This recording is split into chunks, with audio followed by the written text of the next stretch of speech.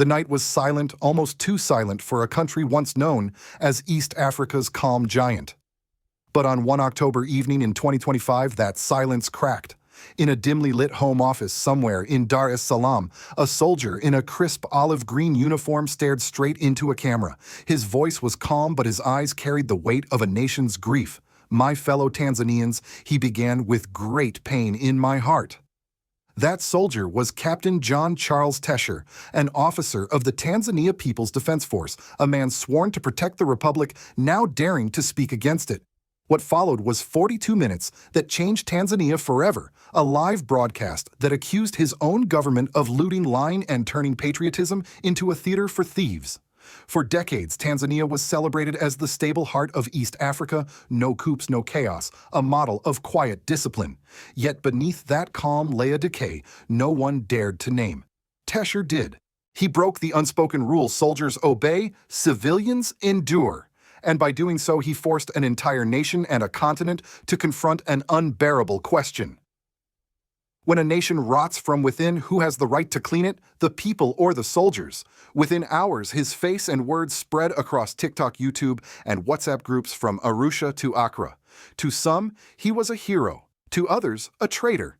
But to millions, he became the mirror of their own suppressed anger, the voice they wished they had. Because Tesher didn't just expose corruption. He exposed fear itself, the quiet fear that has kept Africa obedient for too long. So stay with us as we uncover what really happened that night, what it means for Tanzania, and what it says about the future of leadership, loyalty, and liberation across Africa. It began like any other weekend scroll through social media. But for Tanzania, that ordinary Saturday night would mark the moment silence turned into shock. In the dim light of a small home office, a man in uniform adjusted his phone camera, took a breath, and began to speak. His name was Captain John Charles Tesher, a serving officer in the Tanzania People's Defense Force (TPDF). What he said over the next 42 minutes would ignite the kind of national reckoning no one in East Africa had ever witnessed before. His voice was steady, deliberate, the voice of a man who had already accepted the price of truth. For years, he said, our nation has been stolen from within. He accused top government officials of looting state resources, silencing dissent, and turning patriotism into a performance while ordinary citizens sank deeper into poverty. His words weren't shouted. They were carved, each sentence landing like a blade cutting into the conscience of the nation. The camera never shook. His eyes never wandered. Tesher wasn't ranting, he was delivering a manifesto. He spoke of military corruption, of government ministries sold to businessmen, of an army that protected thieves instead of the republic. When the soldier guards the gate of the corrupt, he declared he has already betrayed his flag. Within minutes, that line became a spark. TikTokers clipped it. YouTubers re-uploaded it. Tanzanian diaspora communities in London, Toronto, and Washington, D.C. began sharing translations. On Twitter, or what many still called Africa's Parliament, thousands joined live spaces debating whether this was the beginning of a coup or the start of an awakening. But inside Tanzania, the mood was very different. The streets were quiet. The silence of fear returned thicker, heavier. According to multiple insiders, senior CCM officials received encrypted alerts that night labeled urgent threat to state stability. Military bases were quietly placed on standby. Officers' phones were confiscated. And by dawn, the government's digital task force had already begun deleting the videos from local platforms. It was too late. Once truth escapes online, it cannot be erased, only chased. Copies of Tesher's livestream had already spread beyond borders, mirrored across Africa's digital underground. Regional news anchors in Nairobi and Johannesburg interrupted their broadcasts to confirm the story. In Accra, commentators compared him to Thomas Sankara, the Burkina captain, who once defied the world for his people's dignity. Meanwhile, the Tanzanian government chose silence, a silence that spoke louder than any denial. The Ministry of Defense issued a single sterile statement about discipline within the ranks, carefully avoiding Tesher's name.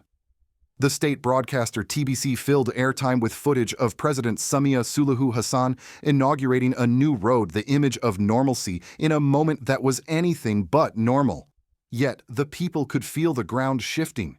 In markets, taxi stands, and tea stalls, whispers grew. If an officer can say this, one traitor told a journalist off record, then the sickness must be real.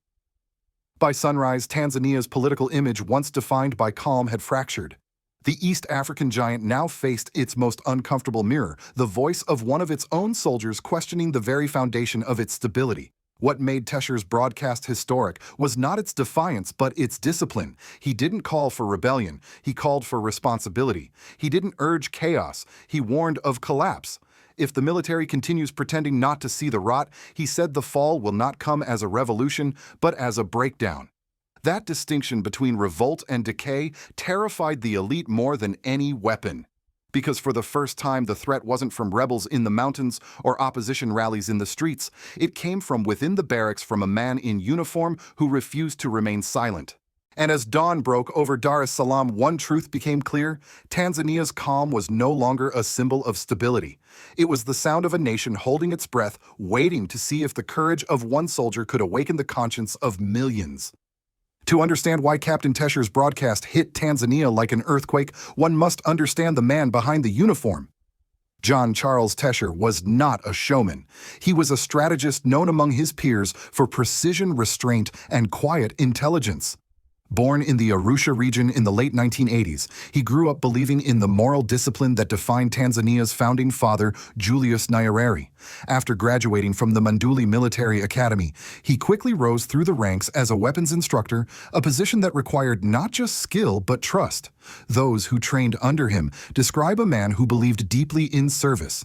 But loyalty to him was never blind obedience. It was a covenant, a moral duty to defend the Republic's honor, and that, he believed, had been betrayed. Over the past 2 years, Tesher had watched the same disease eating through the army that he once revered: favoritism in promotions, contracts rigged through shell companies, defense budgets diverted into private accounts. The breaking point came early in 2025. An internal investigation into stolen military fuel reserves was abruptly buried, allegedly under pressure from senior CCM figures. For Tesher, that was the day the uniform lost its soul. "A soldier can survive hunger," one of his colleagues recalled him saying, "but not dishonor." From that moment, he began keeping meticulous notes: dates, contracts, conversations, and names. Those notes would later become the backbone of his livestream. But what made Tesher's act revolutionary was not his accusations, it was his method. Soldiers don't go live on social media in Tanzania. They vanish behind closed doors. By going public, Tesher flipped the script. His livestream was not just confession, it was protection. Once the world saw his face, the system couldn't quietly erase him. Killing him after a viral broadcast would be proof, not punishment. The act itself became his armor. Within 24 hours, panic rippled through the corridors of power. Insiders reported that intelligence officials called emergency meetings in Dodoma, trying to trace Tesher's whereabouts. Rumors spread that he had fled to Kenya, others claimed he was under military custody. None of it confirmed. The ambiguity only deepened his myth. Across the region, the reaction was electric. In Nairobi, student groups organized discussions titled "The Soldier Who Spoke." In Accra, political commentators debated whether Tesher had just begun East Africa's Sankara moment. And in Johannesburg, the hashtag #NARJ Captain Tesher trended for 2 days straight, with thousands calling him the conscience in uniform. But inside Tanzania, fear tightened its grip. The ruling CCM party retreated into controlled silence, no press conferences, no mention of Tesher's name. Instead, state media celebrated peace and stability as if repeating it could make it true. Opposition figures who dared to comment found their social media accounts suspended within hours. Journalists were warned not to amplify military indiscipline. Still, something had changed. The silence no longer felt like control. It felt like waiting for a truth too big to be buried. Analysts on regional networks began calling this moment Tanzania's turning point. For decades, the nation had been a model of composure, a place where coups belonged to history books, not headlines. But Tesher's act cracked that image. It wasn't rebellion from below, it was awakening from within. And perhaps the most powerful part of his speech was its moral clarity. Tesher never called for violence. He didn't urge soldiers to overthrow the state. He asked them to remember their oath not to a party, but to the people. When the teacher goes unpaid, when the farmer starves, and the soldier guards the thief, he said, then the nation has already fallen. Those words hit Tanzania like a sermon. In mosques, in churches, in barracks, people whispered them, repeated them, memorized them. It was not a call to arms. It was a call to conscience. By the third day, the government's silence began to backfire. Each hour without a statement turned Tesher's message into legend. Civil servants forwarded the video privately. Even some officers shared it discreetly within their ranks. For a country long defined by order, it was no longer the streets that were dangerous, it was the truth. And so, as the sun set over Dar es Salaam, the country faced a question no law could answer. If the guardians of the Republic begin to speak like citizens, and the citizens begin to think like soldiers, who then holds the moral authority to lead? When Captain Tesher spoke, he didn't only confront his superiors, he shattered an illusion that had protected the Tanzanian elite for decades, the illusion of moral stability. For nearly half a century, Chama cha Mapinduzi CCM had been more than a ruling party. It was the spine of the Tanzanian state, stretching from classrooms to cabinet rooms, from the economy to the army itself. It built its authority not merely through elections, but through a story that it was the guardian of Nyerere's legacy, the custodian of unity and discipline. But Tesher's words pierced through that mythology. His broadcast forced citizens to see what many had whispered but never dared to say aloud, that Tanzania's calm was not peace, it was paralysis. Within days, markets across Dodoma and Dar es Salaam became zones of quiet debate. Taxi drivers played fragments of his speech through Bluetooth speakers. Vendors whispered his quotes between customers. He said what we've all been thinking, one woman murmured as soldiers passed by. Fear didn't vanish, but it changed shape, no longer the fear of speaking, but the fear of what silence might cost. Inside the civil service, a strange duality emerged. Publicly, bureaucrats repeated the state's slogans about unity and order. Privately, they forwarded Tesher's video to one another, calling it the truth we cannot print. Teachers, nurses, and small business owners began posting veiled references to his phrases on Facebook, coded acts of resistance wrapped in patriotism. The government, caught between panic and denial, turned inward. According to insiders, security agencies launched discreet interrogations within the army, trying to map Tesher's network. Some mid-ranking officers were transferred overnight. Intelligence officers were ordered to monitor any sign of political contagion among younger recruits. In essence, a silent purge had begun. Yet each move of suppression only deepened the perception that Tesher had been right. For the first time, the phrase deep state entered everyday vocabulary. Tanzanians began talking about a hidden structure, the web of retired generals, businessmen, and intelligence officers who controlled power behind the curtain. Tesher hadn't invented the idea, he had simply named it. And once named, it could no longer hide. Civil society groups already under pressure found new courage. Human rights lawyers referenced Tesher's speech in their petitions. University students held small forums about loyalty versus legality. Even clergy members began to echo his moral framing. A nation without truth cannot call itself peaceful, one pastor preached in Mbeya. The political establishment responded as expected through silence disguised as strength. President Samia Suluhu Hassan maintained her schedule of inaugurations and international visits, projecting continuity. But that continuity now looked fragile, even hollow. International observers noticed the shift. Western embassies issued neutral statements about maintaining constitutional order, while regional analysts quietly warned that Tanzania's social contract was eroding from within. The deeper effect, however, was psychological. Tesher's defiance didn't just challenge authority, it redefined loyalty. For soldiers, it asked, "Are you defending power or the people?" For civilians, it asked, "Do you still trust those who speak of peace but fear the truth?" By the end of the second week, Tanzania felt like a country holding its breath. No riots, no mutinies, just an eerie stillness. But beneath that calm, a transformation was taking root. The wall between citizen and soldier, between fear and courage, had begun to crumble. And while the government could delete his videos, it couldn't delete the question. Tesher left behind a question, now echoing in every home office and barracks: can peace built on silence survive truth spoken aloud? Beyond Tanzania's borders, Captain Tesher's broadcast rippled across continents like an electric current cutting through diplomatic calm. Within hours, news agencies in Nairobi, Accra, and Johannesburg reported the story as East Africa's first digital rebellion. Analysts compared Tesher's 42-minute livestream to the political tremors once triggered by Ibrahim Traore in Burkina Faso or Thomas Sankara decades earlier, the voice of a soldier confronting power with conscience instead of bullets. For many in the African Union, the question was uncomfortable: would Tesher inspire others? His words echoed far beyond military circles. From Lusaka to Addis Ababa, talk shows debated whether the Tanzanian awakening might signal a wider regional shift, a demand not for coups, but for accountability. In Western capitals, the reaction was cautious, almost nervous. The U.S. State Department issued a brief statement urging respect for institutional integrity. The European Union called for stability and restraint. Yet behind closed doors, diplomats knew the story was more than a local scandal. Tanzania had long been one of East Africa's most reliable partners, a quiet democracy, a gateway for Western influence in the region. A public challenge from within its military struck at the very model Washington and Brussels had championed: controlled stability without reform. In think tanks from London to Washington, experts scrambled to assess the fallout. Could Tesher become another Traore, a symbol of military patriotism that rejects external control? Or was he a lone voice destined to vanish into exile? Either way, the moral of the story unsettled policymakers. If a Tanzanian officer could question corruption so calmly, without calling for chaos, it meant the narrative was changing. Africa's discontent was no longer anti-Western, it was anti-hypocrisy. American media, especially those focused on African affairs, framed the event through the lens of moral paradox.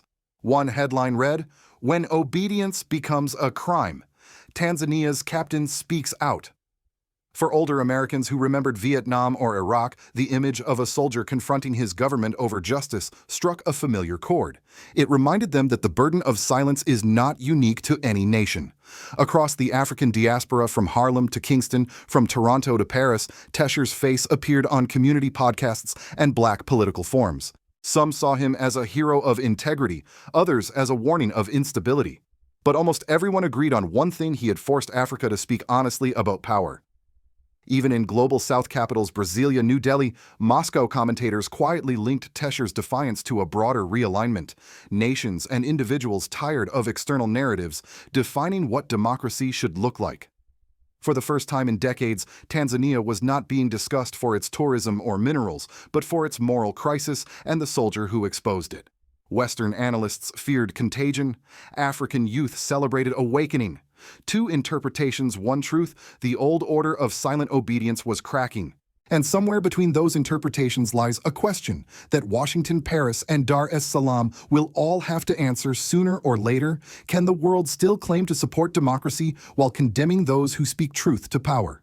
As the dust settled and Tanzania slipped back into its uneasy calm, one truth remained. Captain Tesher had not called for revolution. He had called for remembrance of duty, of integrity, of the sacred promise between those who govern and those who serve. Yet, in a system built on silence, even remembrance becomes rebellion. Weeks after his broadcast, the government still refused to speak his name, but the people had already done it for them. Tesher had become a code word whispered in markets, painted on walls, typed in encrypted chats, not as a rallying cry for mutiny, but as a symbol of moral courage in an age of fear. Across Africa, from the Sahel to the Great Lakes, that courage resonated. It reminded millions that coups are not born in barracks, they are born in palaces. When leaders confuse obedience with loyalty and fear with peace, history eventually answers through the voices of those who refuse to stay silent. Tesher's defiance was not a threat to the Republic. It was a mirror held up to it. And that mirror reflects far beyond Tanzania. For Washington, London, and Paris, the episode is a warning wrapped in humility. Democracy cannot survive on donor conferences and polite statements alone. It survives on accountability, the kind that cannot be bought or silenced. For the African Union, it is a test of courage. Will the continent continue to hide behind rhetoric, or will it finally listen to its soldiers, teachers, and farmers when they say enough? The deeper message of Captain Tesher's act lies in its simplicity. True peace cannot exist without truth.